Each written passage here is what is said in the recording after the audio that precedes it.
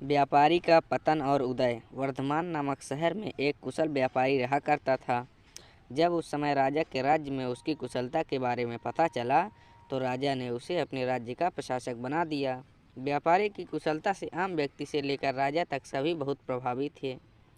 कुछ समय बाद व्यापारी की लड़की की शादी तय हुई तो इस खुशी में व्यापारी ने बहुत बड़े भोजन का आयोजन किया। इस भोज समारोह में उसने राजा से लेकर राज्य के सभी लोगों को आमंत्रित किया। इस समारोह में राजघराने में काम करने वाला एक सेवक भी आया था, जो कि गलती से राजा परिवार के सदस्यों की रखी कुर्सी पर बैठ गया। उस सेवक को कुर्सी पर बैठा देख व्यापारी को बहुत गुस्सा आया। गुस्से में व्यापारी का उस सेवक का उपहास कर समारोह से भगा देता है। इससे सेवक को शर्मिंदगी महसूस होती है और वह व्यापारी को सबक सिखाने के लिए ठान लेता है। कुछ दिन बाद जब वह राजा के कमरे की सफाई कर रहा होता है तो उस समय राजा कच्ची नींद में होता है। सेवक मौके का फ़ायदा उठाकर बड़बड़ाना शुरू कर देता है।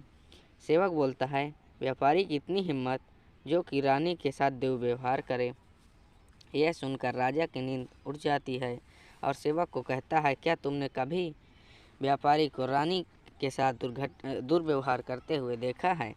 सेवक तुरंत राजा के पैरों में गिरकर उनसे माफ़ी मांगने लगता है और कहता है, मैं रात में सो नहीं पाया, इसलिए मैं कुछ भी बड़बड़ाता रहता हूँ।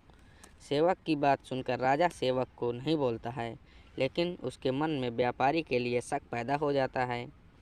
इसके बाद राजा ने व्यापारी के साथ राजमहल में प्रवेश पर पाबंदी लगा दी और उसके अधिकार को कम कर दिया। अगले दिन व्यापारी किसी काम से राजमहल में आता है तो उन्हें पहरेदार दरवाजे पर ही रोक देते हैं। पहरेदार का यह व्यवहार देखकर व्यापारी को आश्चर्य होता है।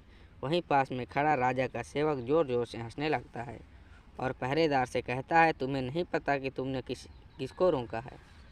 यह बहुत ही प्रभावशाली व्यक्ति हैं जो तुम्हें यहाँ से बाहर निकलवा सकते हैं।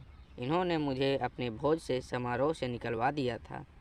सेवक की उन बातों को सुनकर व्यापारी को सब समझ में आ जाता है और वह उस सेवक से माफ़ी मांगता है। साथ ही वह उस सेवक को अपने घर दावत के लिए आमंत्रित करता है। व्यापारी ने सेवक को बड़े विनम्र भाव से भोज करवाया और कहा कि उस दिन जो भी किया वह गलत था। व्यापारी से सम्मान पाकर सेवक खुश होता है और कहता है, आप परेशान ना हो, मैं खोया हुआ सम्मान आपको जल्दी वापस दिलाऊंगा। उसके अगले दिन राजा जब कच्ची नींद में होता है तो सेवक कमरे की सफाई करते हुए फिर से बड़बड़ाने लगता है और कहता है, हे भगवान, हमने राजा को इतने भूखे होते ही गुल खाने में स्नान कराते हुए खीर खाते रहते हैं। इस बात को सुनकर राजा नींद से उठकर सेवक से क्रोध में कहते हैं, मूर्ख,